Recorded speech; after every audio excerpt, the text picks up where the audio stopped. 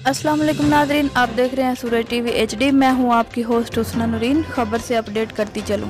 Chief justice Lahore high court Mohammad अमीर भट्टी की तकरीब हल्फ बर्दारी। Governor Punjab Chaudhry Mohammad Sarwar governor house में हल्फ लिया। मज़ीद तफसीलात से आगाह करते हैं शेख लतीफ़। जी शेख लतीफ़। वज़ीर आला पंजाब सरदार उस्मान बुज़दार की भी तकरीब में शिरकत।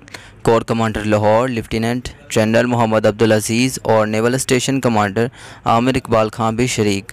डिप्टी स्पीकर सरदार दोस्त मज़ारी, सूबाई वज़रा राजा बशारत, मियाँ महमूद रशीद भी शरीक।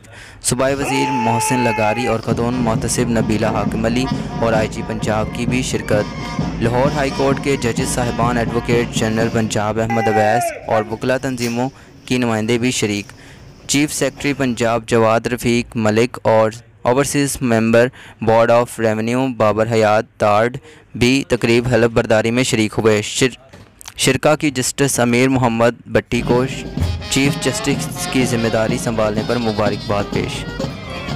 Chief justice Lahore high court Mohammad अमीर भट्टी हल्फ लेने के बाद लाहौर हाई कोर्ट पहुँच गया। लाहौर हाई कोर्ट पहुँचने पर चीफ जस्टिस का पुरतपाक इस्तकबाल किया गया।